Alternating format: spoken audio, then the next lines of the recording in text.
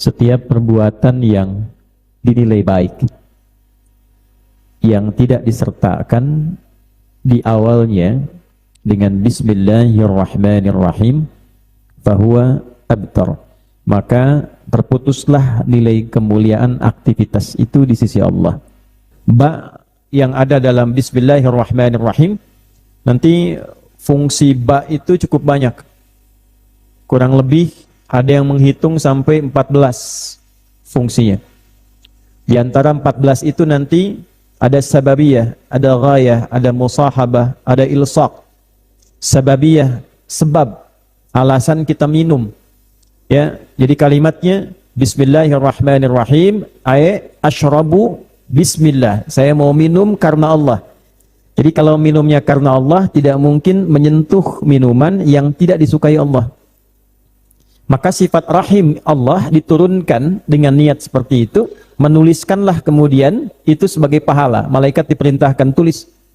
Maka berubah ini menjadi ibadah, sifatnya hasanah. Setiap perbuatan hasanah punya nilai akhirat 10 poin. Kita sebagai ibad ini ditampilkanlah mutmainnah nafasnya, ibadnya dipanggil. Biat fadkhuli fi ibadi wadkhuli jannati. Maka ditampilkan hasil aktivitas kita, akumulasi selama berkehidupan. Nah, inilah fungsi akhiratnya. Rahmannya menjadikan fungsi materi dunia yang kita gunakan itu memiliki nilai keberkahan. Jadi di dunia itu berkah, di akhirat itu pahala. Jelas ya? Apa itu berkah? Ziyadatul khair wastimraruhu. Bertambahnya nilai kebaikan yang melekat pada benda yang kita konsumsi itu, dan konsisten kebaikan itu dibawa dalam kehidupan. Contoh, ini ada air misalnya, diminum. Apa perbedaan air ini menjadi berkah dengan sekedar menghilangkan haus? Walaupun sedikit diminum, haus hilang, tapi ketika dia menjadi berkah, fungsinya bertambah. Hausnya hilang, tapi nanti dia akan berubah, bertransformasi menjadi energi positif kebaikan yang mengeluarkan banyak ekspresi kemuliaan dalam hidup. Walaupun minumnya sedikit, tapi dia jadi energi positif untuk berbuat baik. Makannya sedikit, tapi karena berkah, kebaikannya bertambah. Bismillahirrahmanirrahim.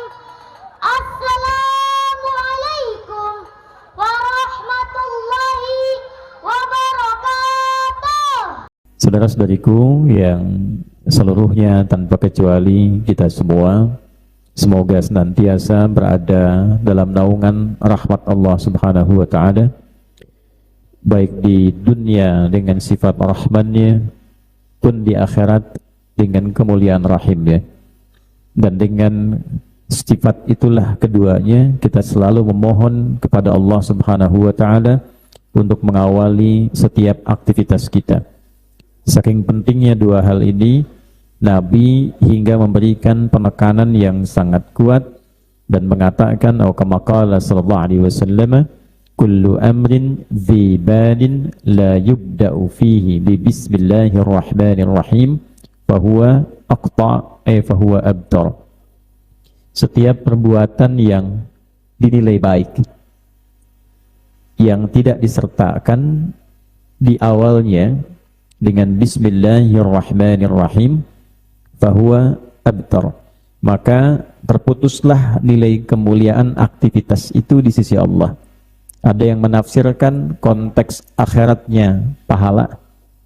Nah, jadi bagaimana merubah rutinitas duniawi memiliki sifat ibadah dengan tabungan ukhrawi, punya nilai pahalanya. Saya berikan ilustrasi, ini ada gelas, di dalamnya air, aktivitasnya minum. Minum itu kan rutinitas, fungsinya menghilangkan haus. Bila kita niatkan ini sebagai ibadah dan ingin merubah rutinitas memiliki nilai ibadah, maka rumusnya petunjuk Nabi, bacakan Bismillahirrahmanirrahim. Bismillahirrahmanirrahim. Maka ketika diucapkan Bismillahirrahmanirrahim, berubahlah rutinitas ini menjadi ibadah. Maka punya nilai. Fungsi minumannya tidak hilang, menghilangkan haus juga. Tapi tertulislah kemudian nilai akhirat di dalamnya, itu yang sering kita sebut dengan pahala namanya. Ba yang ada dalam Bismillahirrahmanirrahim, nanti fungsi ba itu cukup banyak. Kurang lebih ada yang menghitung sampai 14 fungsinya. Di antara 14 itu nanti ada sababiyah, ada ghayah, ada musahabah, ada ilsaq. Sababiyah, sebab, alasan kita minum. Ya, jadi kalimatnya Bismillahirrahmanirrahim, ashrabu bismillah. Saya mau minum karena Allah. Jadi kalau minumnya karena Allah, tidak mungkin menyentuh minuman yang tidak disukai Allah. Maka sifat rahim Allah diturunkan dengan niat seperti itu, menuliskanlah kemudian itu sebagai pahala. Malaikat diperintahkan tulis. Maka berubah ini menjadi ibadah, sifatnya hasanah. Setiap perbuatan hasanah punya nilai akhirat 10 poin. Itu ada di Al-Quran surah ke-6 ayat 160. Man jaa bil hasanati falahu asyru amthaliha. Siapa yang mengerjakan satu perbuatan bernilai hasanah, maka mendapatkan poin 10. Nah, jadi hitungannya bukan dunia, karena konteksnya akhirat. Maka hukum akhirat yang berlaku. Ada yang kemudian membandingkan dengan ibadah yang dilakukan di dalam masjid. Sekali masuk 25 poinnya. Jarak satu kedua 500 tahun. Dua ketiga 500 tahun. Dan seterusnya. Nah, itu nanti dikonfirmasinya di mana? Di akhirat. Sifat rahim Allah kemudian memberikan pembuktian atas janjinya itu, ditampakkanlah sebelum kita meninggal. Sebelum berpindah, ini bekal kamu nanti saat pindah alam, ini nih, ada bekalnya. Maka ditampilkanlah itu dalam keadaan kita akan berpisah dengan dunia, sehingga melahirkan ketenangan pada diri kita, yang ketenangan ini dihasilkan dari proses ibadah. Ada ketenangan yang dihasilkan dari proses selesainya masalah, itu sakinah namanya. Punya masalah, lalu selesai, hati kita lapang, itu sakinah. Kalau kita ibadah, lalu berdampak pada ketenangan jiwa, itu namanya tumakninah. Karena itu ruku' sampai tumakninah. Bukan sekedar ruku', tapi merasa tenang dalam ruku'. Sujud sampai tumakninah. Sehingga nanti merubah keadaan jiwa kita, dampaknya kepada jiwa setelah ibadah itu merasa lebih tenang. Nah, jiwa yang mendapatkan sifat tumakninah itu disebut mutmainnah. Maka kalau biasa minum pakai bismillah, itu ada ketenangan pada jiwa, ada sifat tumakninah. Kalau kerja menggunakan bismillah, ada sifat tumakninah. Terakumulasilah kolektivitas tumakninah itu menjadi sifat bagi jiwa disebut mutmainnah. Jiwa itulah nanti yang akan bereaksi saat kita bersiap meninggalkan dunia. Nafasnya berpindah, sifat tumakninahnya muncul. Menyertai nafas itu disebut dengan tumakninah, berubah jadi mutmainnah. Maka dikonfirmasi di Quran surah ke-89 ayat 27 sampai ayat 30. Ya ayyatuhan nafsul mutmainnah, irji'i ila rabbiki radiyatan mardiyah. Nah, bagaimana bisa radiyah mardiyah? Allah ridha, kita ridha, karena sering kita merubah kegiatan itu sekedar rutinitas menjadi ibadah. Orang yang membiasakan ibadah, bicaranya ada ibadah, memandangnya ibadah, minumnya ibadah, di rumah tangganya ibadah, belajarnya ibadah. Orang yang membiasakan rutinitas jadi ibadah disebut abdun namanya. Jamaknya ibadun. Maka kegiatan kita sebagai ibad ini ditampilkanlah mutmainnah nafasnya, ibadnya dipanggil. Biat fadkhuli fi ibadi wadkhuli jannati. Maka ditampilkan hasil aktivitas kita akumulasi selama berkehidupan. Nah, inilah fungsi akhiratnya. Rahmannya menjadikan fungsi materi dunia yang kita gunakan itu memiliki nilai keberkahan. Jadi di dunia itu berkah, di akhirat itu pahala. Jelas ya? Apa itu berkah? Ziyadatul khair wastimraruhu. Bertambahnya nilai kebaikan yang melekat pada benda yang kita konsumsi itu, dan konsisten kebaikan itu dibawa dalam kehidupan. Contoh, ini ada air misalnya, diminum. Apa perbedaan air ini menjadi berkah dengan sekedar menghilangkan haus? Walaupun sedikit diminum, haus hilang, tapi ketika dia menjadi berkah, fungsinya bertambah. Hausnya hilang, tapi nanti dia akan berubah, bertransformasi menjadi energi positif kebaikan yang mengeluarkan banyak ekspresi kemuliaan dalam hidup. Walaupun minumnya sedikit, tapi dia jadi energi positif untuk berbuat baik. Makannya sedikit, tapi karena berkah, kebaikannya bertambah. Kok bisa orang dulu itu penghasilannya sedikit, 10.000 itu banyak gitu. Ya, tapi kalaupun sebulan cuma 10.000, karena itu menjadi berkah, bicaranya selalu baik. Perbuatannya baik. Dan orang sepakat, orang itu baik gitu. Nah, itulah berkah. Pakaian itu apa tandanya berkah? Ketika digunakan membawa manfaat, bukan hanya sekedar tampil, ya, punya perubahan, semua serba dibeli tapi belum tentu melahirkan fungsi. Nah, itu syahwat namanya. Nah, di penghujung pertemuan kita yang lalu, kita telah belajar bagaimana merubah status rutinitas menjadi ibadah dengan mengarahkan niat untuk berhijrah, berpindah dengan niat itu menjadikan kegiatan kita untuk mendapatkan ridha dan persetujuan Allah Subhanahu wa taala. Maka di pertemuan lalu kita bahas hadis tentang innamal a'malu binniyat wa innamal likulli imri'in ma nawa. Faman kanat hijratuhu lillahi wa rasuli fa hijratuhu ila Allahi wa rasuli. Faman kanat hijratuhu lid-dunya yusibuha aw imra'atin yankihuha ayatazawwajuha fa hijratuhu ila ma hajara ilaihi. Nah, dari berapa bulan kita belajar hadis itu, berapa yang sudah kita praktekkan minimal berhijrah bagi seluruh anggota tubuh kita supaya fungsinya mendapatkan keberkahan dan rahman Allah di dunia ini. Nah, ini matanya sudah berubah belum? Pancaran kolbu dari niat sudah sampai ke telinga belum? Sudah sampai ke lisan belum? Sampai ke ujung kaki. Nah, kalau sudah kita berlatih demikian, tinggal tempatkan seluruh karakter perilaku ini dalam 3 pilar keislaman yang pokok sampai waktu kita kembali kepada Allah. Kalau bukan kitanya yang meninggalkan dunia, dunia ini yang selesai tugasnya untuk meninggalkan kehidupan kita. Maka 3 pilar itulah yang akan kita sambungkan di pertemuan malam hari ini pada hadis berikutnya. Hadis nomor yang kedua dari Al-Arba'in An-Nawawiyah, urutan 42 hadis, letaknya pada hadis yang kedua. Kita akan bacakan dahulu referensi terkait hadis ini, kemudian baru kita masukkan ke sanad utamanya. Lalu kita bacakan matan hadisnya sebagai ijazah di malam hari ini.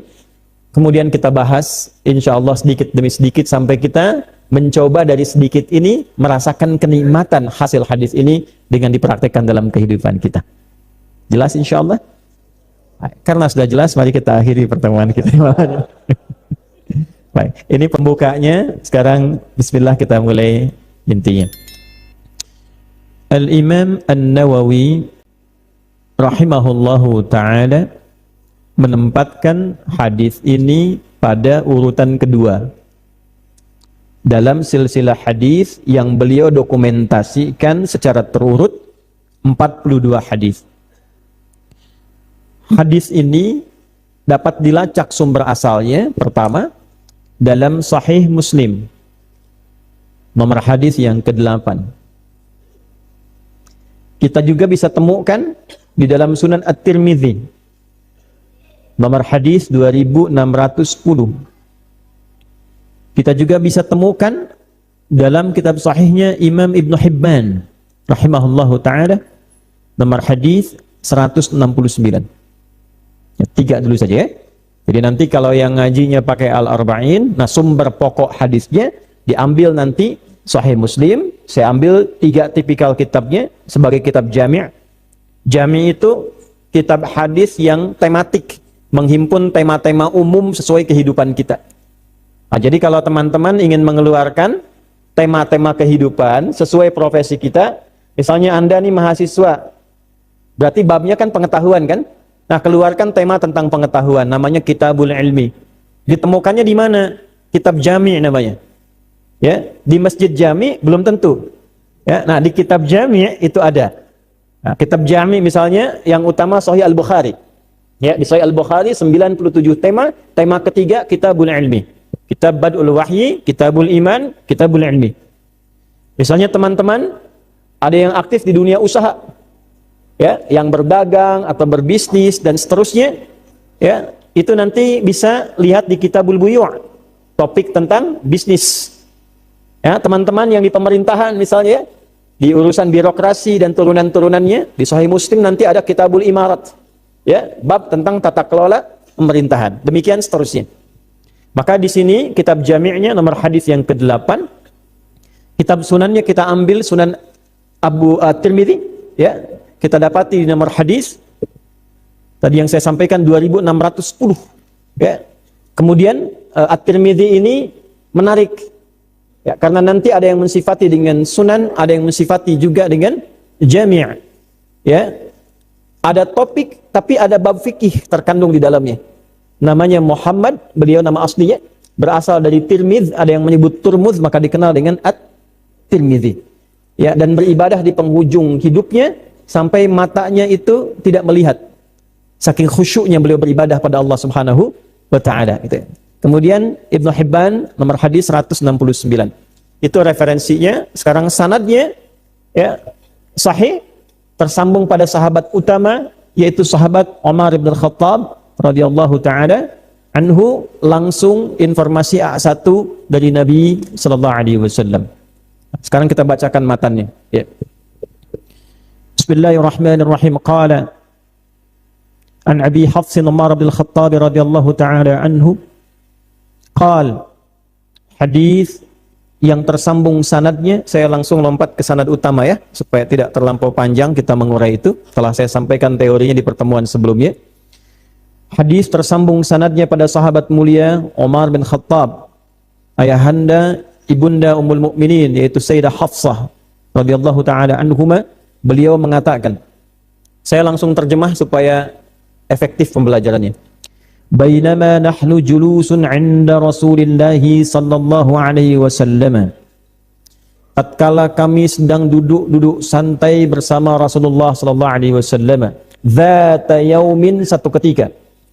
Ittala 'alaina rajulun. Tiba-tiba nampaklah di hadapan kami satu sosok laki-laki.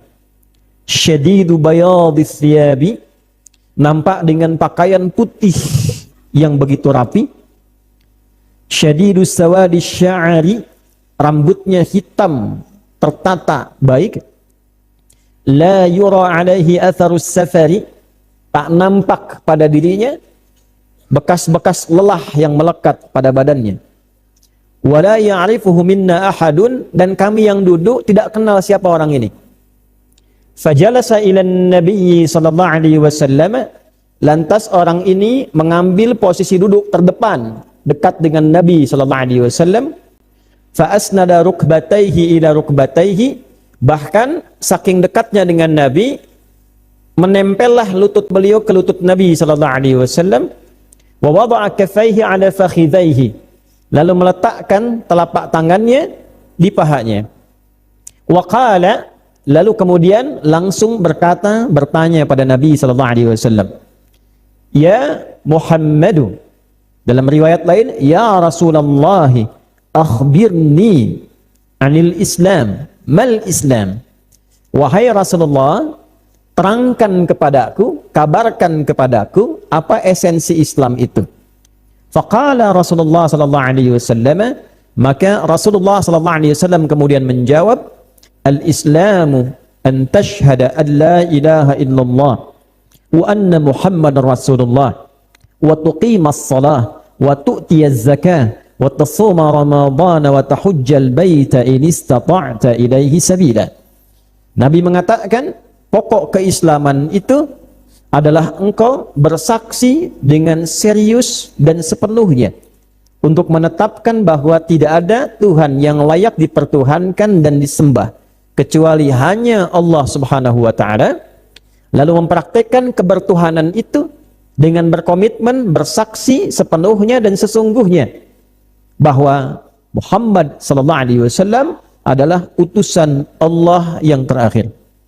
Lalu engkau buktikan syahadatmu itu dengan menunaikan salat secara sungguh-sungguh, mengeluarkan zakat dengan tulus, mengerjakan puasa, dan melengkapi itu dengan mengerjakan haji, berusaha mampu mewujudkannya. Qala sadaqta. Orang ini tiba-tiba mengatakan, engkau benar. Fa'ajibna yas'aluhu fayusaddiquh. Umar dalam hatinya komen,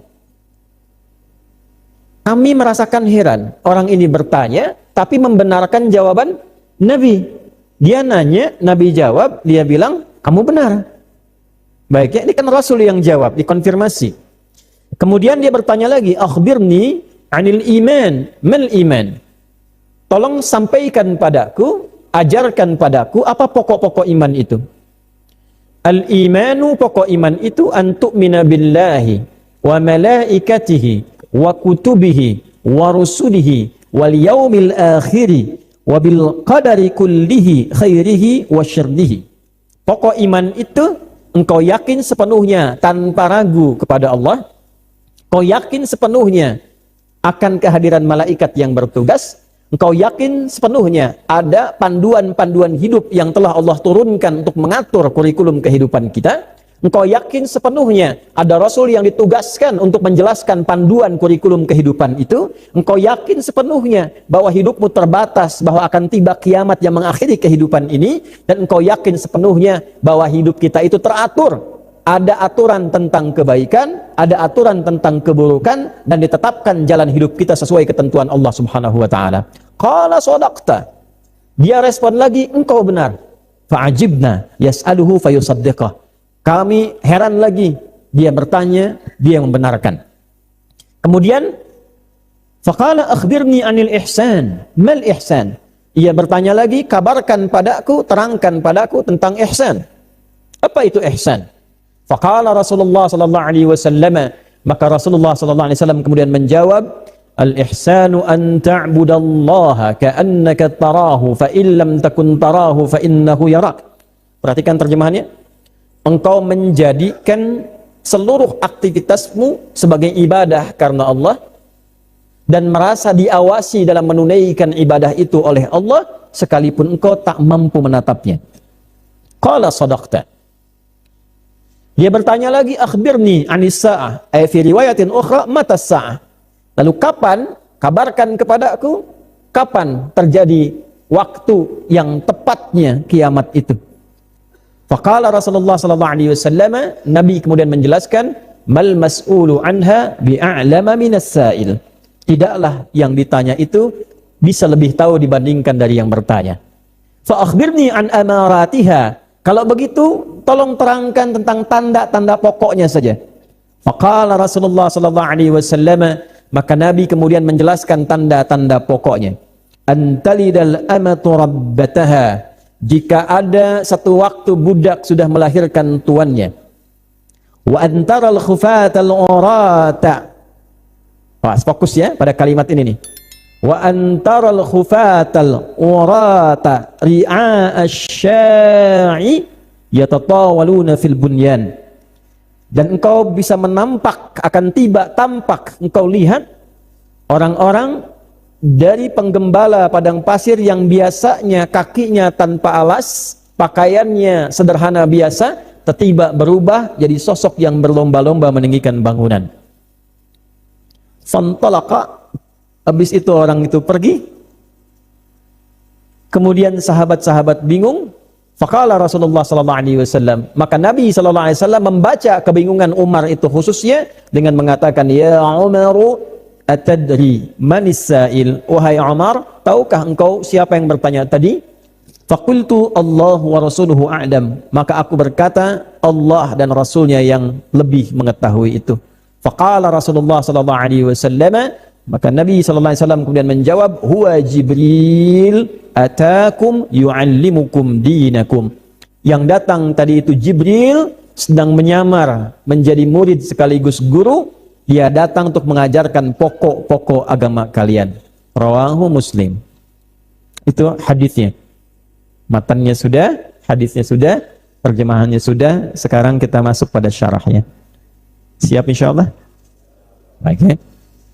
Nanti mana itu yang falah ya, satu saf ini belum dipraktekin nih. Nanti yang kajian berikutnya sebelum masuk nih, yang mau masuk ngambil saf pertama dites hadisnya dulu ya, baru boleh masuk tuh, supaya dia istiqomah ya dalam naungan hadis-hadis Nabi Sallallahu Alaihi Wasallam ya. Nanti yang pertama tes BKM-nya karena masjidnya istiqamah. Siap Kang ya? Baik.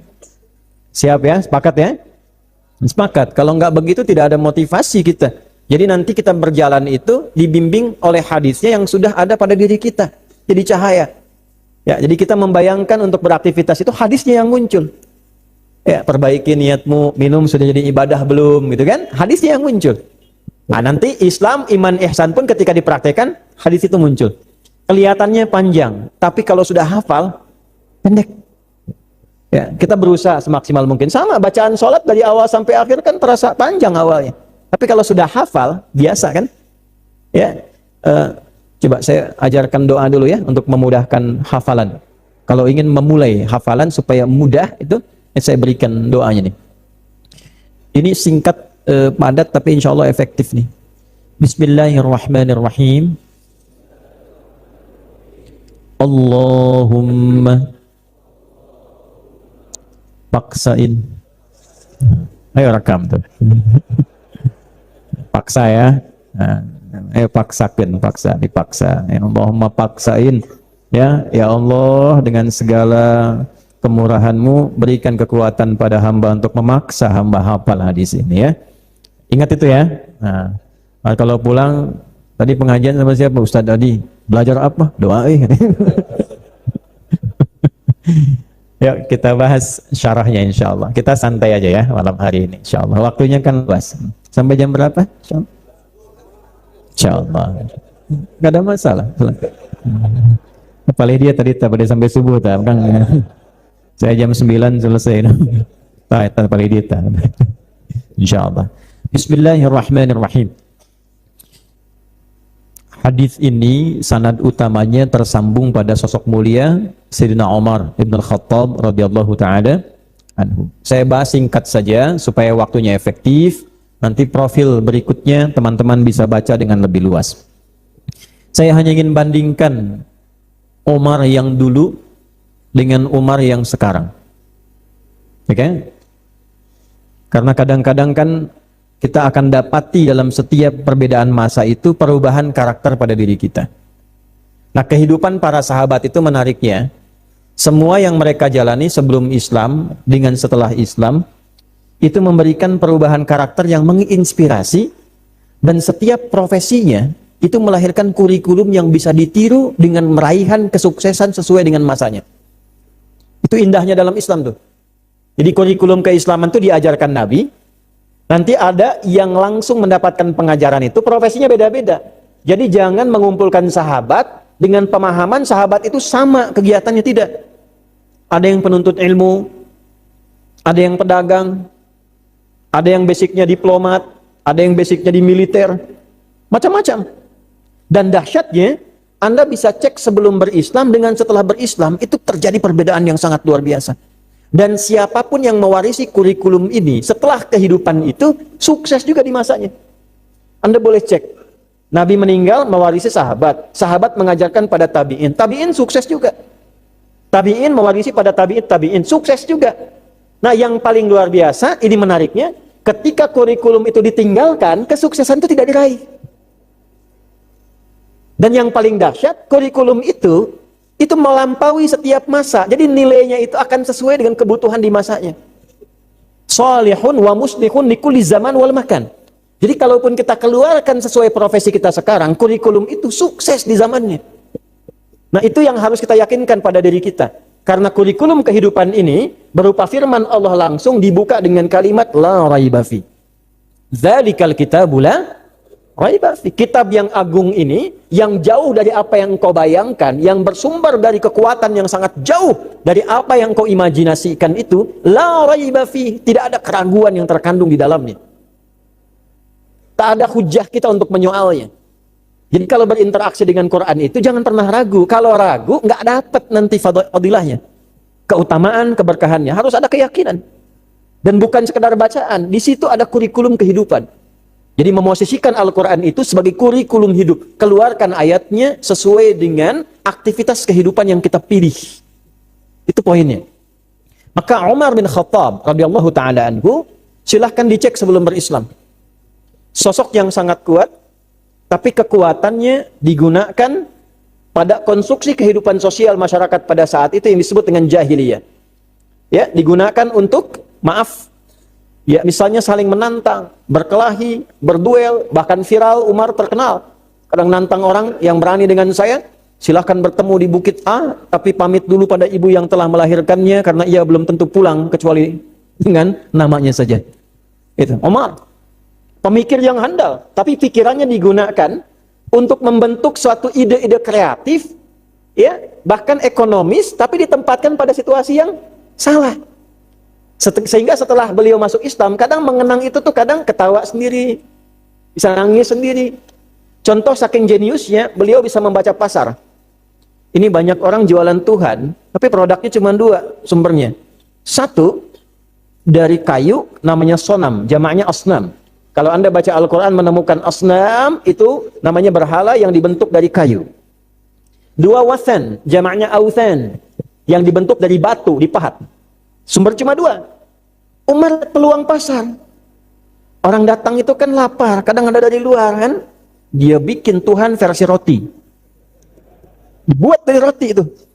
Ya, jadi dia bisa tes pasar itu. Bagaimana tiba-tiba pasar bisa melirik itu gitu. Dia bikin versinya pakai roti, dia pasarkan sendiri. Tuhan, Tuhan, Tuhan, Tuhan. Oh, jahiliyah jangan dilawan. Gak akan menang, Pak. Gak akan menang. Gak akan menang lawan jahiliyah itu. Begitu dibikin dia jualan, siang-siang panas. Melebihi panas kota Cimahi di siang tadi tuh. Wah, itu panas banget. Dulu kebangetan panasnya itu. Jadi saking panasnya, sudah. Lapar, lelah, dia simpan itu, Tuhan rotinya di atasnya. Dia katakan, ya Lata ini, Tuhan Lata, tolong toleran sedikit saja pada saya sekarang. Ana ju'an, saya lapar. Pinjam sebentar tanganmu. Nanti saya bikin lagi kan ya. Itu sampai selesai, di jalan dia pasarkan, bayangkan ada Tuhan cacat juga dia. Setelah itu hilang, habis Tuhannya. Jadi kalau mengenang peristiwa itu, beliau ketawa sendiri.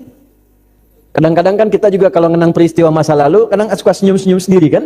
Nah, Umar demikian. Ya, ayat-ayat tentang khamar. Khamar itu segala yang merusak akal gitu ya. Bisa dikumpulkan sekarang dalam bentuk narkotika, bentuk macam-macam, bisa minuman keras dan sebagainya. Dulu fokusnya di minuman. Ya, makanya tadi saya katakan di awal, jangan lawan pola pikir jahiliyah karena nggak akan menang. Khamar, mabuk dulu, itu yang pemula, yang prematur. Pemula, itu 5 kali sehari. Anda bayangkan, jahiliyah tuh. Ya, nggak bisa dilawan tuh. 5 kali sehari. Bayangkan yang profesional bagaimana. Itu yang pemula. Ya, jadi nggak usah bikin nandingin jahiliyah, nggak akan menang. Nah, saya gambarkan demikian. Tapi nanti ayat-ayat tentang pemberhentian miras santika itu, khususnya dalam hal mabuk-mabukan, itu turunnya berdasarkan pengamatan Umar tentang perilaku masyarakat, lalu memohon kepada Allah lewat Nabi, ya Rasulullah, kiranya diturunkan wahyu oleh Allah untuk menghentikan kebiasaan minum-minuman ini. Umar, apa yang terjadi? Setelah beliau masuk Islam, berubahlah karakternya. Yang tadinya keras, kekuatan fisiknya diarahkan pada ketegasan yang melahirkan keadilan. Maka dikenallah beliau dengan gelar Al-Faruq, yang seorang pembeda. Tampil beda karena menempatkan kekuatan fisiknya untuk menegakkan keadilan. Saat orang-orang menggunakan kekuatan fisiknya hanya untuk meningkatkan nilai dan tingkat kriminalitasnya, Umar tampil beda. Sehingga saking luar biasanya kekuatan yang digunakan, viral, jangankan manusia, setan pun lihat Umar lari. Ya, Nabi mengatakan itu, ada orang-orang yang luar biasa dengan kekuatannya, kekuatan fisik yang diisi oleh nilai keislaman, keimanan, keihsanan, itu membentuk karakter paripurna yang saking paripurnanya, jangankan manusia, setan lari. Anda bisa bayangkan? Satu tuh. Kejeniusannya diarahkan pada hal yang positif akhirnya. Ya, maka apa yang terjadi ketika beliau kemudian mewarisi kepemimpinan sepeninggal sahabat mulia Abu Bakar As-Siddiq radhiyallahu taala anhu, maka beliau mulai menganalisis kebiasaan Nabi, mendekati orang-orang, kadang ke pasar, bersentuhan dengan masyarakat, ya, hidup. Maka diterapkan dalam konteks kepemimpinan formal pada masa itu, maka muncullah teori belusukan. Umar.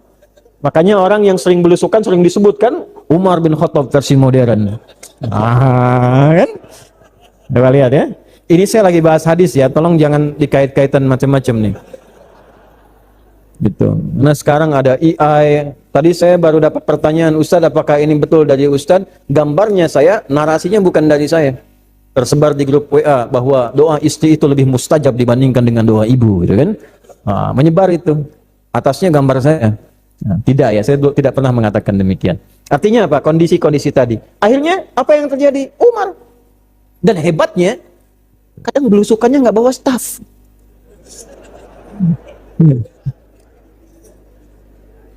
Ya kamera memang belum ada pada saat itu, gitu kan? Seorang ibu dengan anak-anaknya, anaknya kelaparan, tidak ada makanan, ibu itu menggoreng-goreng batu dengan minyak pasir. Maksudnya pasirnya seakan-akan jadi minyak, batu ditaruh di situ. Digoreng untuk menandakan pada anak, ini mama sedang masak ya, tunggu sampai matang, kalian tidur dulu. Anaknya sampai ketiduran, ibunya sambil mengeluarkan nasyid, bersyair saat menggoreng-goreng itu, ya, duhai khalifah, enak-enakan tinggal di istana sementara rakyatnya menderita kelaparan demikian. Duhai khalifah yang enak makan gandum sementara rakyatnya hanya menggoreng batu dengan beralaskan minyak-minyak dari pasir. Umar lewat. Melihat peristiwa itu, langsung berlari dengan keadaan fisiknya yang sudah mulai menua, datang ke Baitul Mal, mengasukkan gandum ke dalam wadah pada saat itu, dibawa langsung di pundaknya. Ajudan lihat, ajudan langsung mengatakan, ini biar saya yang bawa. Kata Umar, tidak, saya yang dihisap sebagai seorang pemimpin. Aukamakal, dibawalah gandum itu, didatangi ibu itu, langsung kemudian diganti periuknya dengan yang layak untuk digunakan minyaknya, pakai itu, dimasakkan gandumnya. Ketika dimasakkan, ibu itu masih melanjutkan syairnya, nasyidnya, qasidahnya. Duhai khalifah, enak-enak kau di istana sampai orang lain yang datang kemudian membantu kami untuk memasakkan. Ya, sampai selesai makan, sampai kenyang, sampai pulang, ibu itu tak pernah tahu bahwa itu Umar. Umar. Ayo, Umar modern tuh, bisa nggak begitu tuh? Ya. Itu boleh ditiru, bisa, nggak apa-apa, kan inspirasi. Ya, jangan mencela orang. Kalau ingin menjadi seperti Umar masa lalu, silahkan. Justru kita dukung, kita doakan. Lalu diberikanlah kemudian oleh kita keterangan siapa Umar, profilnya bagaimana, supaya bisa ditiru. Itulah Umar sebelum masuk Islam dengan setelah masuk Islam. Jeniusnya luar biasa. Sehingga seorang liberal sekalipun, ada orang liberal, pemikir, penulis, namanya Toha Hussein. Di Mesir terkenal, sampai menulis buku khusus untuk mendeskripsikan kejeniusan Umar. Namanya Abqariyatu Umar. Ma'rifat dan firasat jiwanya jangan ditanya. Umar jadi khalifah, ya, panglima sedang berperang di daerah di luar Madinah, tiba-tiba Umar sedang berkhutbah mengatakan, naik ke bukit, pindah ke belakang.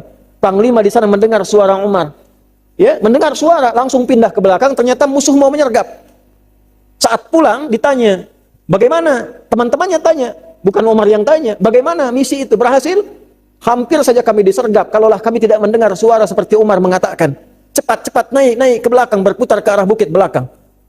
Lalu orang-orang berkata, kami juga heran, kok pada Jumat kemarin, Amirul Mukminin berkata tiba-tiba dalam khutbahnya, cepat-cepat ke belakang, naik ke bukit. Umar. Karamahnya muncul, dan itu viral setelah selesai seluruhnya. Karena karamah tidak dijual. Ya. Beda dengan mukjizat yang harus ditampakkan, karamah itu didiamkan. Dia tampak akan viral setelah wafat orangnya. Maka di bab terakhir Al-Bukhari itu ada manaqib namanya, keutamaan-keutamaan para sahabat. Itu bukan daya khayal, tapi tingkat nanti keimanan tertinggi yang telah mencapai derajat ihsan. Nah, pertanyaannya, apakah keislaman kita yang kita yakini dan kita peluk sampai dengan hari ini sudah melahirkan perubahan kehidupan kita menjadi lebih baik dengan tingkatan-tingkatan yang bisa kita nilai dan kita evaluasi? Maka jika kita ingin berubah menjadi lebih baik, lebih positif, lebih mulia, setidaknya meniru orang-orang di masa lalu, kuncinya 3.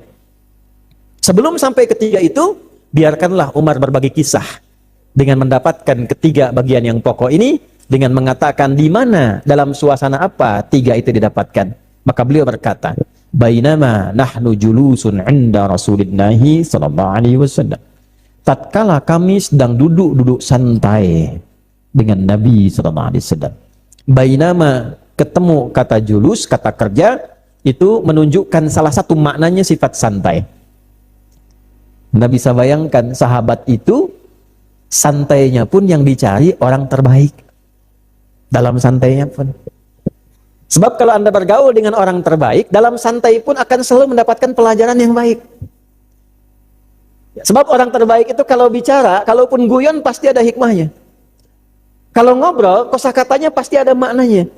Maka pesan pertamanya, carilah orang-orang terbaik di sekitaran kita, jadikan ia teman, sekalipun harus ngobrolnya ringan, Anda akan selalu mendapatkan manfaat yang merubah kehidupan kita menjadi lebih baik. Pembuka hadisnya. Karena itu Umar mengatakan julus. Dari kata jalasa. Jalasa yajlisu. Jalsan wa jilsatan wa julusan. Ya. Nggak ada kaitan dengan jealous, itu bahasa Inggris. Ya. Ini harus saya jelaskan dulu karena bersamaan dengan berkembangnya teknologi digital yang kuat, ilmu sharaf mengalami perubahan tasrif. Kitab hilang, yang diandalkan sekarang digital. Dulu kita ngaji kitab perubahan sharafnya itu dari fa'ala yaf'ilu, fa'ala yaf'ulu, fa'ala yaf'alu. Sekarang berubah. Tak takayu, tak tiku, tiktokan. Fasbakayu, fasbiku, facebookan. Instagrama, yanstagrimu, instagraman. Tuh wazannya ada semua tuh. Formulanya ada yang alif pakai sin pakai ta, ada kan? Ada yang belum tuh, yang wazan fa'ala, taba, yatubu, youtuban. Jalasa bukan sekedar duduk, asalnya berpindah dari posisi rendah ke tinggi. Lawannya qa'ada. Qa'ada, qaf ain dal, berpindah dari posisi tinggi ke rendah. Jadi kalau saya sedang berdiri begini, lalu saya ingin turun posisi rendah, duduk. Maka dalam bahasa Arab ini disebut qa'ada namanya. Kata perintahnya uq'ud.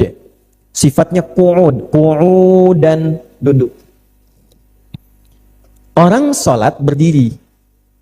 Karena ada persoalan, tak bisa berdiri, duduk dia. Tinggi ke rendah. Maka berdirinya qiyaman, tak mampu berdiri, duduk qu'udan. An-Nisa ayat 104. فَإِذَا قَضَيْتُمُ الصَّلَاةَ فَاذْكُرُوا اللَّهَ قِيَامًا وَقُعُودًا وَعَلَى جُنُوبِكُمْ. Tapi kalau berpindah dari rendah ke tinggi, itu jalasa, sifatnya julusan.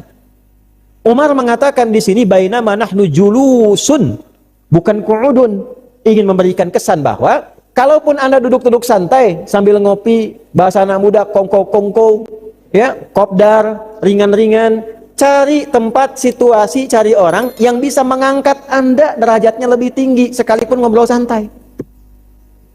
Jadi kalaupun santai-santai, jangan merendahkan kehormatan, ngobrol yang nggak penting, ngobrol yang menghilangkan marwah, membahas sesuatu yang bahkan melahirkan perselisihan, ngobrol santai, saling cela, ujungnya berantem, hilang silaturahim. Itu lagha namanya. Maka ciri orang beriman yang berharap mendapatkan surga Firdaus, ciri keduanya itu meninggalkan hal yang tak penting. Walladzina hum 'anil lagwi mu'ridun. Quran surah 23 ayat yang ketiga ya. Qad aflahal mu'minun alladzina hum fi salatihim khashi'un. Terus walladzina hum 'anil lagwi mu'ridun. Baru seterusnya lizakati fa'ilun dan seterusnya. Jadi para sahabat itu karena mereka visinya ingin lebih baik, pengen baik, gitu, maka yang dicari orang baik. Yang kedua, ketika bertemu orang baik itu, kalaupun santai, yang dibahas yang penting-penting, walaupun dalam suasana santai. Dan itu dibaca oleh ulama kita, makanya kenapa kalau Anda ke pesantren, tuh kiai itu kadang sering guyon. Tapi dalam guyonnya selalu ada hikmah. Itu yang baca itu tuh kiai-kiai kita itu. Ya, jadi guyonnya pun ada sanadnya, Anda bayangkan. Guyon bersanad. Di kita itu Pak, saking lengkapnya, terpelihara di pesantren itu, salaman pun ada sanadnya. Ada sanadnya. Diajarkan tuh, jadi kalau Anda ngajinya bersanad di pesantren itu, cara salaman tuh diajarkan. Tatap wajah guru, pegang tangan, cium tangannya. Ya. Itu bukan hanya kaitan dengan adab, tapi ada sanad di dalamnya. Ya, apa sanadnya? Bukan terkait dengan tradisi juga, bukan. Ya, karena ada sanad yang tersambung. Karena sanad ini, guru Anda itu mendapatkan pengajaran dari gurunya lagi, gurunya lagi, gurunya lagi, sampai ke atas gurunya lagi, yang mengajar itu Rasulullah SAW, bertemu dengan guru utama Rasulullah SAW, yang dia pernah memegang tangan gurunya itu Rasulullah SAW. Guru ini pernah megang cium tangan gurunya, pernah cium tangan gurunya, pernah cium tangan gurunya. Guru terakhirnya bersanad pernah cium tangan Rasulullah SAW. Tersambung, baru cara megang tangan aja udah ada sanadnya. Kalau ngaji di pesantren benar itu pasti paham itu. Ya. Nah, tatap mata gitu kan? Kenapa? Karena mata ini pernah memandang guru, guru pernah memandang gurunya, sampai memandang Rasulullah SAW. Makanya sanad ditempatkan oleh Imam Muslim sebagai pembuka di mukadimahnya. Babul isnadi minad din. Wa qala Ibnu Sirin rahimahullahu taala laulal isnadu. Ya nuqala an kalam Ibnu Mubarak laulal isnadu laqala man syaa'a ma syaa'a. Makanya kalau tidak memahami sanad ini biasa. Saya pernah salaman sama anak-anak kecil gitu kan. Manggil kita ustaz salaman sudah seperti pengusaha. Nah, itu bukan masalah. Bukan masalah mengkultuskan, tak ada kultus di sini, nggak ada, adanya sanad. Dan itu diatur nanti dalam bab-bab tentang ya pengajaran. Nanti ada kitab-kitab yang sangat menarik untuk dikaji itu, pembahasan itu. Ya, nanti umumnya di Kitabul Adab. Ya, sampai diatur cara masuk majlis bagaimana. Imam Nawawi itu pernah ngarang kitab namanya At-Tibyan fi Adab Hamalatil Quran. Diatur cara masuk. Kalau Anda masuk, Syekh sudah ada seperti apa cara masuknya, bagaimana menyapanya. Kalau orang belum datang, Syekh duduk, Anda datang, Assalamualaikum, duduk. Kalau orang sudah penuh, Anda datang bagaimana? Apakah boleh nerobos orang atau duduk di tempat dia berada? Itu diatur semua. Ya, sehingga apa? Yang didapatkan keberkahan dalam ilmu. Itu julus namanya. Ya, julus. Nah, itu carilah orang-orang dimanapun Anda beraktivitas. Anda di kampus cari orang baik. Kalau diskusi, hasilkan sesuatu yang bermanfaat. Sayang waktu berjalan, saudara. Waktu berjalan, tidak bisa diulang. Berapa banyak dari perjalanan waktu 24 jam sehari yang hilang sia-sia. Tapi tidak dilarang kita untuk bercanda. 169 kurang lebih hadis Nabi tentang canda. Kadang Nabi sampai ketawa, gerahamnya kelihatan. Canda Nabi banyak. Datang seorang nenek kepada Nabi dengan pede mengatakan, "Ya Rasulullah, ya aina ana fil jannah." Ya Rasulullah, nanti saya di surga di mana? Nabi mengatakan, "Ma kunti fil jannah," nenek enggak ada di surga. Sedih nenek itu pulang. Dia berpikir saya ibadah sampai jadi nenek-nenek enggak ada di surga. Ketemu Omar, lagi-lagi Omar ngelihat, "Ma biki, kenapa nek?" Ataitu Nabi sallallahu alaihi wasallam fas'altuh. Saya datang ke Nabi sallallahu alaihi wasallam lalu saya bertanya, "Aina ana fil jannah?" Nanti di surga saya di mana? Faqala ma kunti fil jannah, nenek enggak ada di surga. Umar ketawa. "Kamu lagi ketawa," katanya. "Kamu lagi ketawa." "Sadaqah Rasulullah." Rasul benar. Benar di mana katanya? Karena memang di surga tidak ada nenek-nenek, karena saat ke surga semua akan berubah menjadi remaja yang cantik dan indah lagi. Nenek senang. Pulang dengan wajah girang gitu kan. Itu. Nabi itu canda tapi ada hikmahnya gitu. Dengan cucunya bercanda. Kalau umrah itu bisa dilacak tuh, jalan kemana, ngantar ke Awali, yang sekarang daerah Awali itu bawa susu, kadang bercanda. Tapi candanya terukur. Ya kan?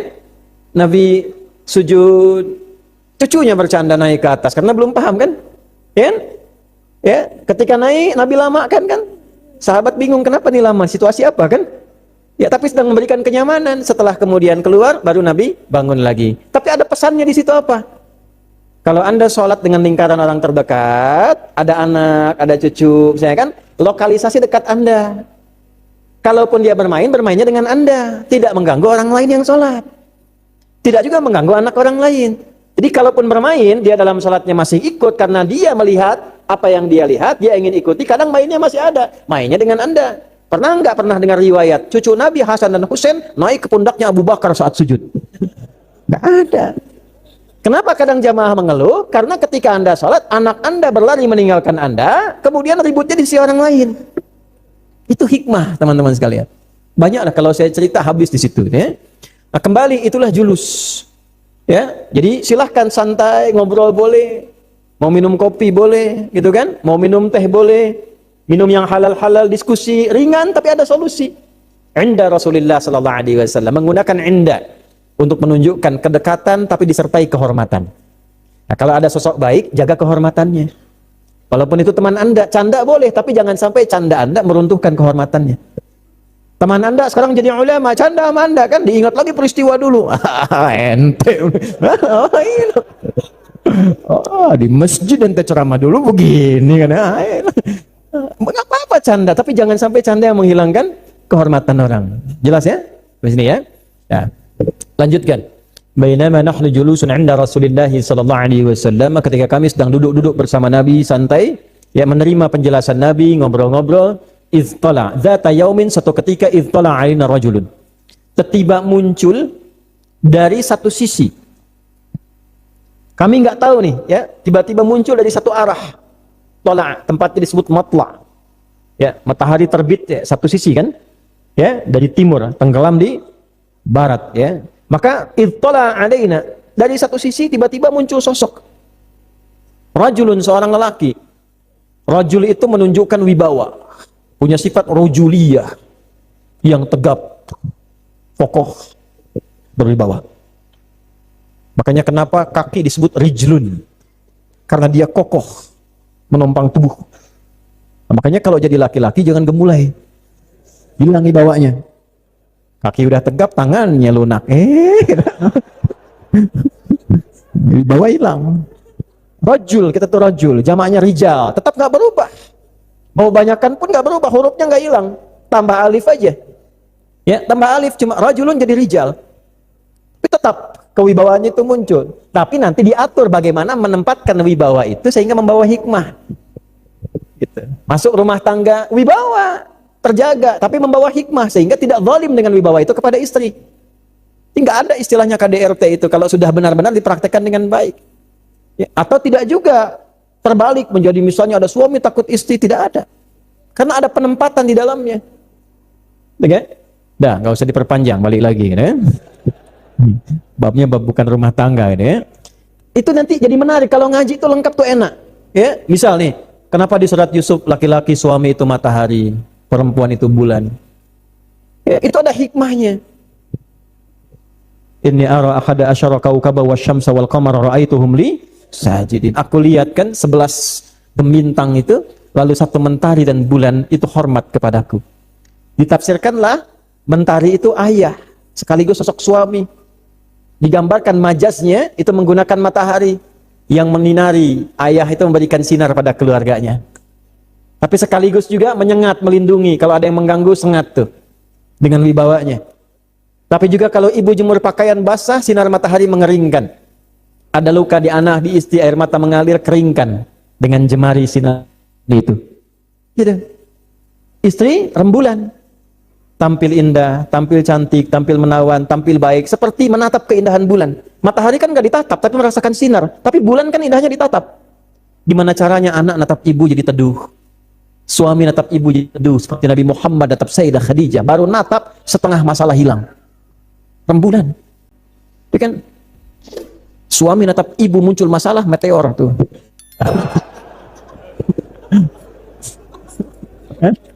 Nah, jadi dengan sampai ada istilah dengan kekuatan bulan aku menghukummu, gitu kan? Nah, ini masalah. Balik ya. Ittala alaina rajulun, tiba-tiba datang seorang lelaki dari satu sisi yang tegap, yang baik, syadidu bayadith thiyab, dengan pakaian yang putih bersih. Poinnya putih bersihnya, ya, karena putih itu melambangkan kebersihan, kebaikan. Putih bayadith syadid menunjukkan kebersihannya. Ya, boleh silakan, misalnya ada baju sesuai dengan karakter kelaki-lakiannya ya. Tapi poinnya bersih. Nggak harus putih, pakai hijau boleh. Silakan. Ya, pakai hitam boleh, tapi dengan karakter kelaki-lakian. Bersih iya, tapi bajunya pink misalnya, nggak masalah. Nggak sesuai dengan karakter kelaki-lakiannya, maka datang dia menggunakan pakaian yang bersih rapi. Jadi pertama, ternyata penampilan itu pun itu memberikan dampak pada diterimanya ilmu dan pengetahuan. Beda teman-teman. Ini kan di akhir tadi diberikan kisi-kisi kan, karena ini Jibril datang menyamar mengajarkan pokok agama. Kalau mengajarkan guru atau murid? Guru, maka guru pun datang dengan penampilan rapi. Anda bayangkan kalau ada orang guru datang ke masjid, ustadz ngajar pakai kaos, pakai peci sengklek gini, gitu kan? Hah? Cuman pakai kaos, celana sontog. Enak gak ngajinya? Nggak nyaman. Ini ustadz atau overtime di terminal Cicahem gitu. Bisa. Ya. Tanya, guru juga sama, ketika melihat murid itu penampilannya itu mengkhawatirkan, pikiran guru terganggu. Ya, kadang terganggunya bukan begini, guru itu kalau semakin bagus dan bijak, itu nggak mempersoalkan tentang penampilan, keadaan yang datang. Tidak melihat mewah dan tidaknya. Tapi kalau terlihat ada persoalan, dia langsung berpikir, yang pikiran itu nanti menghambat durasi pengetahuan yang disampaikan. Abu Hanifah ngajar, lihat seseorang nih, perhatian bagus, tiba-tiba nggak ada gitu. Penampilan biasa, jadi pikiran, kemana anak ini nggak ada? Rupanya dibawa sama ibunya. Ya, ditugaskan untuk berdagang. Ini dagangan ibu, bikin makanan, ada yang mengatakan kue, yang menjajakan anaknya. Ngaji ke tempat Imam Abu Hanifah, ya tiba-tiba hilang tuh peluang untuk mencari rizkinya. Terganggu ekonomi keluarga, dipanggil anaknya, sampai berita ke Imam Abu Hanifah, didatangi ibunya. Kenapa? Kami ini butuh di rumah katanya untuk makan. Kalau dia hadir di majlis Anda, kami nggak makan. Apa kata Imam Abu Hanifah? Berapa yang Anda dapatkan dari jualannya selama sebulan? Sekian, sudah, biarkan anak ini ngaji dengan saya, ini saya berikan untuk sebulannya. Maka anak itu kelak tumbuh mewarisi ilmunya Imam Abu Hanifah. Dan dengan temannya jadi dua sosok penjaga mazhab Imam Abu Hanifah. Imam Muhammad, ya, dan satu lagi, ini dua-duanya ini menarik ya.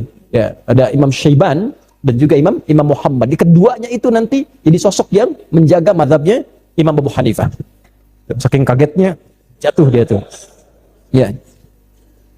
Kembali teman-teman sekalian. Jadi penampilan ya, perbaiki rapi. Tidak harus mahal, nggak harus mewah. Maksudnya penampilan yang membuat kita itu nyaman untuk ngaji. Syadidus sawadi sya'ari, rambut tertata rapi. Enak. Kan? Wah, kebayang kalau Anda masuk ke sini saya lihat satu rambut kepang 11 misalnya kan. Ini kan. Rapiin, enak, ya. Sehingga malaikat yang ada di sampingnya pun mendoakan. Oke, teruskan. Syadidus sawadi sya'ri la yura alaihi atharus safari. Ini poin penting, mungkin jarang dijelaskan di poin ini. Tidak nampak pada dirinya bekas-bekas mampir, lelah pada tubuhnya. Jadi kalau ingin ngaji, ingin belajar, ingin ke kampus, di pengajian manapun, fokus. Jangan jadikan sebagai nyambi. Nanti ilmu yang sampai pun hanya sekilas dan sebagian, tidak akan utuh. Di mana pengajian? Istiqomah malam ini. Ya udah, kita makan mie aja nanti sambil ngaji. Nah, nanti yang masuk mie-nya yang banyak, ngajinya sedikit. Ya, kalau banyak mampir, dosen juga begitu. Kalau kebanyakan mampir, nyambinya banyak, yang pokok nggak akan maksimal. Makanya kalau kita ingin mengajar atau bahkan ingin belajar, apa yang pertama diutamakan itu? Siapkan diri kita betul-betul untuk mengajar atau betul-betul untuk belajar. Penampilan sudah bagus, sudah tersisir dengan rapi, sudah siap, fokus. Ngaji, ya ngaji. Perkara nanti ada sesuatu yang ingin kita tuju, selesai ngaji, saya datang. Oke? Ya Allah, itu colenak di depan enak banget gitu kan. Tapi kalau saya nggak datang, tertinggal saya. Bismillah, setelah pengajian. Begitu selesai pengajian, colenak habis. Kepikiran. Di jalan sebelum pulang meninggal. Yang terbawa colenak kepikiran. Maka ketika masuk surga, yang terekam di kepalanya itu colenak, ya Allah. Maka turun jawaban, wa utubihi mutasyabiha. Maka diberikan persis seperti yang tergambar. Ting, colenak. Walakum fiha ma tashtahi anfusukum. Di surga itu pengen apa langsung ada. Ting, gitu ya. Nah, sekali aja, kalau dua kali ting, jadi ayu nanti. Balik.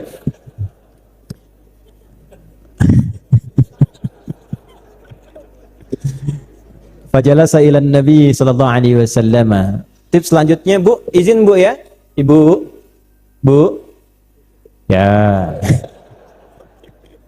Termasuk ibu menyiapkan anak untuk ke sekolah pesantren. Anak mau berangkat, ibu siapkan yang rapi. Mandi dulu, Bu. Dimandiin yang baik. Berangkat walaupun masih TK, nggak apa-apa. Rapikan supaya dia pede belajar dari awal. Berangkat, fajalasa ilan Nabi sallallahu alaihi wasallam. Maka orang itu tiba-tiba mengambil saf depan. Nah, ini yang kampus nih, teman-teman yang masih belajar ya di kampus tuh. Pilih saf pertama. Walaupun itu tak mudah, tapi kalau ingin sukses, orang sukses itu kelihatan. Ambil yang terdepan, kalahkan Yamaha tuh. Posisi paling depan. Sebab depan ini paling efektif, paling depan nih. Ya, mau nyandar nggak bisa. Ya kan? Bikin handphone nggak enak sama Ustadz, ya kan? Fokus deh, fokus aja, ya kan? Dan yang paling menarik apa? Kalau suara nggak jelas, mic mati, depan ini masih jelas. Gitu. Terawasi semua, jadi terjaga keadaannya. Kalau masih memungkinkan di depan itu ada, ambil saf terdepan. Tapi kalau sudah penuh Anda di belakang, sekalipun ada ruang sedikit di depan, jangan Anda terobosi orang untuk ke depan. Ada adabnya. Yang di sini geser, maka turun ayat Al-Mujadalah ayat 11 itu. Ya ayyuhalladzina amanu.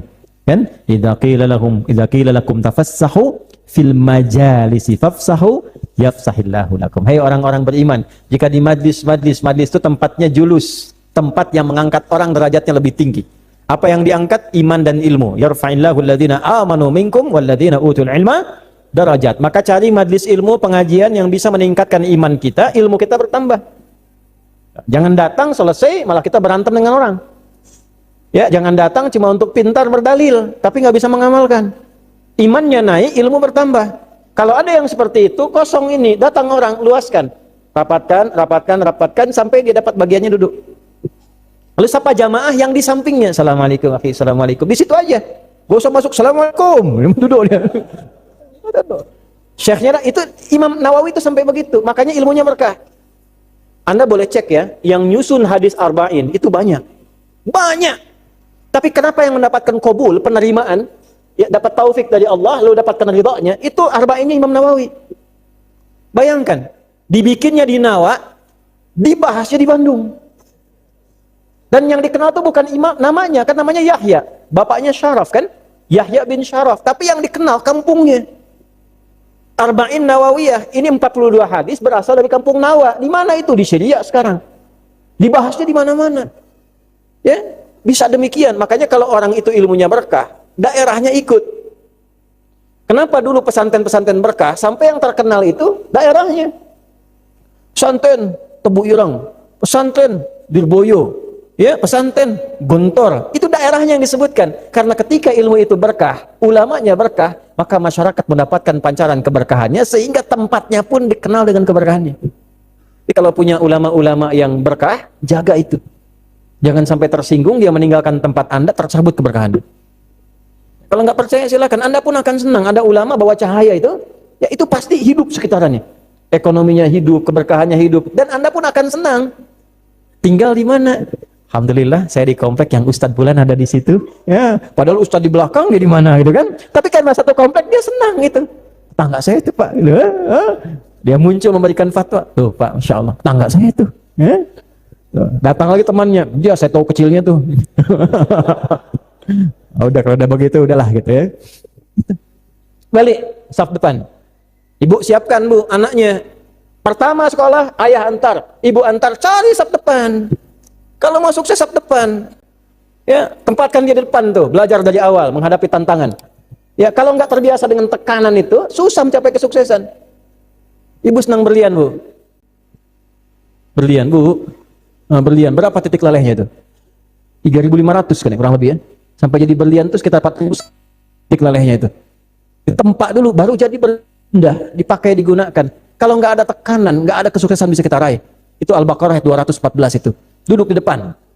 Tekanan tuh, tertekan menahan ngantuk tuh. Mau keluar nggak enak gitu kan. Tahan deh. Ya, belakang santai kan bisa sambil enak, samping kipas angin tuh.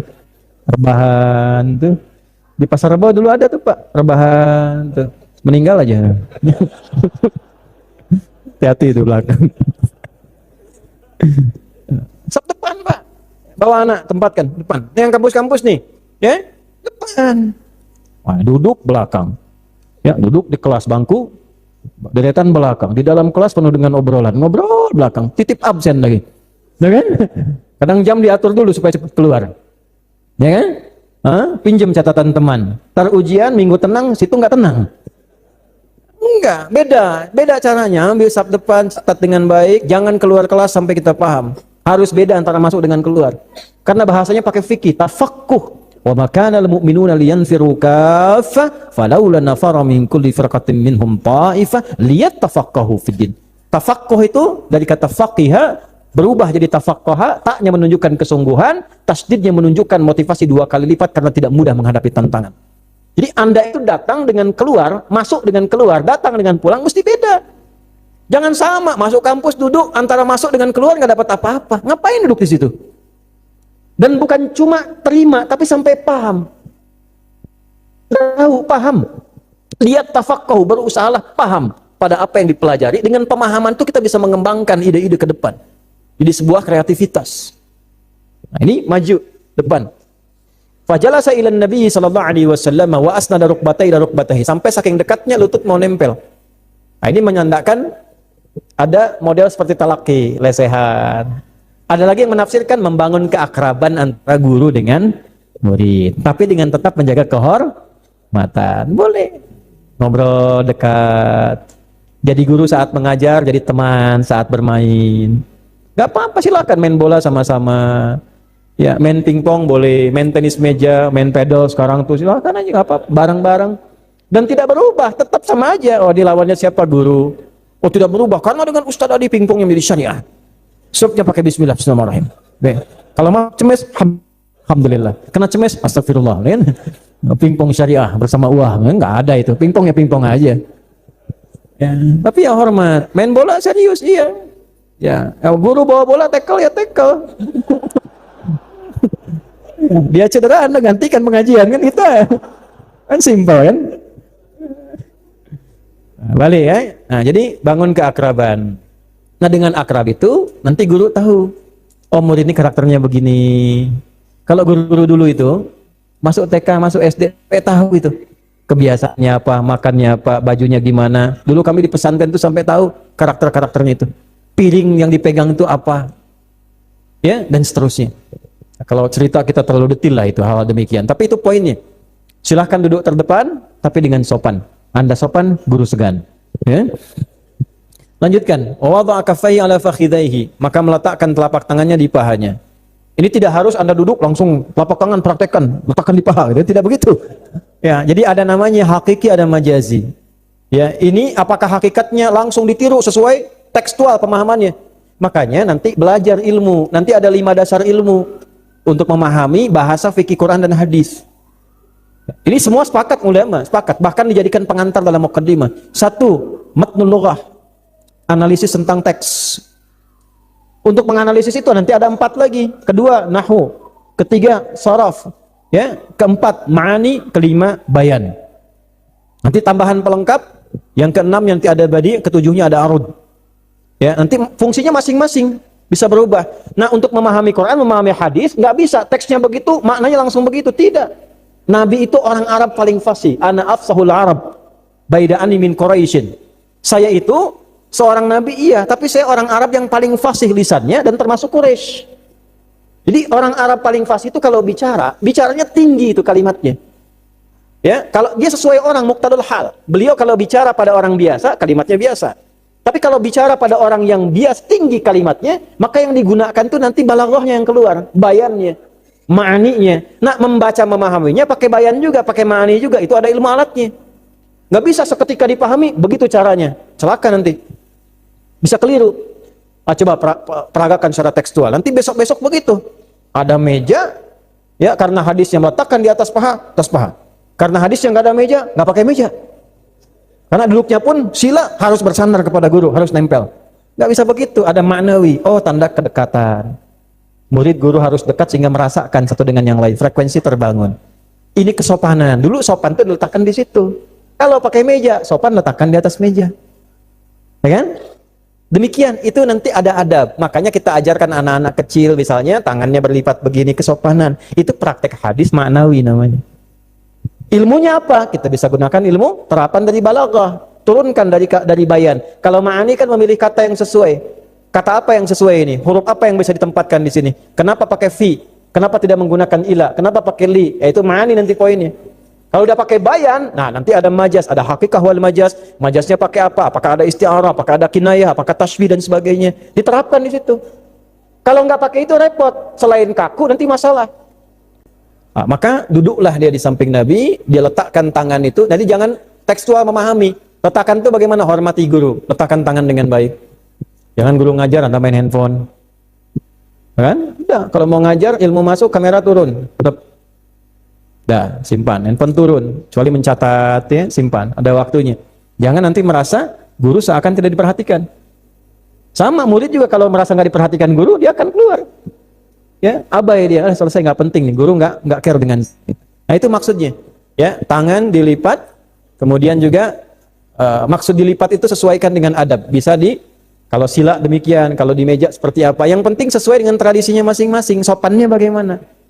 Nah, jadi jangan sampai disimpulkan bahwa di Arab begitu, lalu kita katakan harus seperti itu. Tidak. Kalau tradisi itu kembali al-adatul muhakkamah. Itu kaidahnya. Tradisi itu menjadi hukum di tempat dia berdomisili. Nanti Islam memberikan panduan bagaimana tradisi itu bisa menjadi baik. Gitu. Arab punya tradisinya, pakaian yang baik, tradisi di Arab pakai jubah. Ya kan? Dan jangan disimpulkan kalau pakai jubah ini sudah hijrah misalnya. Tidak demikian juga. Ya, tidak demikian karena di Arab pun sekarang yang berbuat jelek pakai jubah juga. Yang mencuri pakai jubah juga. Karena bagian pakaiannya. Tapi jangan gunakan itu sebagai celaan, tidak. Kalau Anda mau ke sini pakai jubah, boleh-boleh saja, nggak ada masalah, jangan dicela juga. Tapi jangan disimpulkan bahwa kalau pakai jubah Islami, pakai batik tidak misalnya, tidak. Tapi jangan berlebihan juga. Kita kuatkan budaya kita pribumi, jangan pakai jubah, pakainya batik. Silahkan tuh kain kapan pakai batik tuh. Jadi jangan seperti itu, kita proporsional saja. Mau pakai batik, silahkan. Pakai jubah, silahkan. Pakai sarung, silahkan, nggak ada masalah, pakai sarung. Ya, budaya sarung itu kalimat ulama itu. Dari kata syar'an, sarungan. Orang pesantren, hiduplah dengan menggunakan syar'an syariat. Berbalut sarung, berbalut syariat. Gunakan baju koko, takwa, waqwa, walibasu takwa dzalika khair. Hiduplah dengan baju takwa, dengan selimut syariat.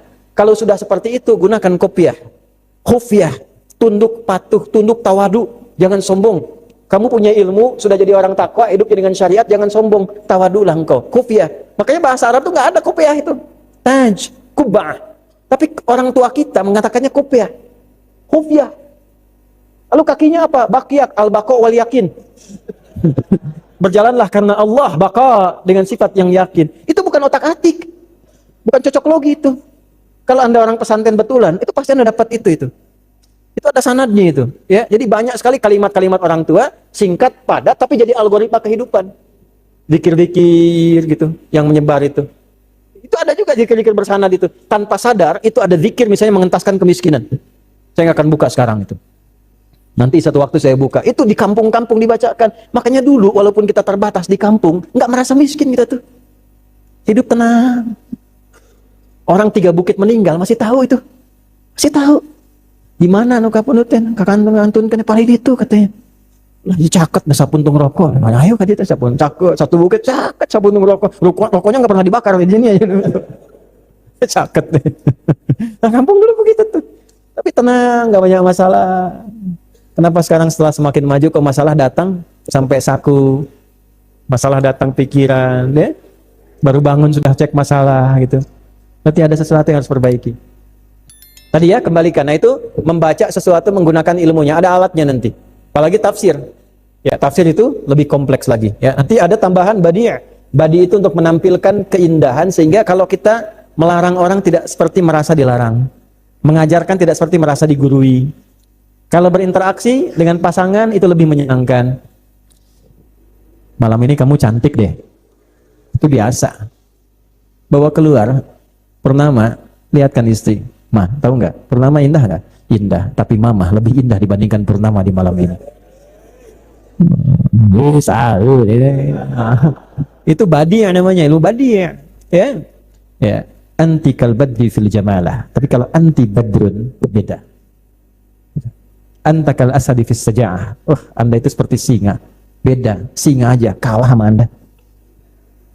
Lain, itu ada ilmunya. Nanti kalau baca Quran, kita akan temukan keindahan-keindahan itu. Ngaji yang arud akan keindahan irama Quran. Sehingga kalau sudah merasa indah di irama itu, kita meninggalkan irama lain. Mau syair, mau musik, mau macam-macam. Ya, alhamdulillah. Kalau ilmu saya jelaskan tuntas, hukum musik saya jelaskan, tapi sikap saya terhadap musik saya katakan. Saya nggak terus senang musik itu, nggak senang, nggak nyambung dengan saya itu. Tapi hukum saya jelaskan. Kadang orang potong-potong, saya nggak nyambung. Biarkan tanggung jawab di hadapan Allah itu. Ya. Ini ustadz yang menghalalkan musik, kalimat dia sendiri itu. Saya hanya menjelaskan ini hukum yang menghalalkan ini, dalilnya ini, yang mengharamkan dalilnya ini, yang menganggap makruh dalilnya ini, yang menganggap mubah dalilnya ini, dipaparkan itu. Anda mau ngambil sikap, batasannya ketahui sehingga hisab Anda ringan di hadapan Allah. Sikap saya seperti ini. Nah, Quran itu kalau baca ada irama kan? Apakah itu irama musik? Tidak bisa disebut musik. Syair nggak bisa. Wa ma huwa biqauli syair. Dari mana mengetahui itu bukan syair? Dari mana itu bukan termasuk yang 17 bahar itu? Ada ilmunya namanya arud. Arud itu ada aturan. Nah, irama Quran ketika dibaca itu tidak mengikuti itu. Maka ini bukan kalam manusia, ini kalamullah. Maka nggak bisa baca Quran menggunakan irama musik. Ya, jadi nggak usah macam-macam. Saya belum pernah ada dengar orang misalnya pakai irama madid. Mufa'alatun mufa'alatun fa'ilatun tala'al badru alaina. Terus ada imam misalnya Masjidil Haram pakai membaca surat Ad-Duha menggunakan irama madid. Wadduha wal laili idza saja. Ada.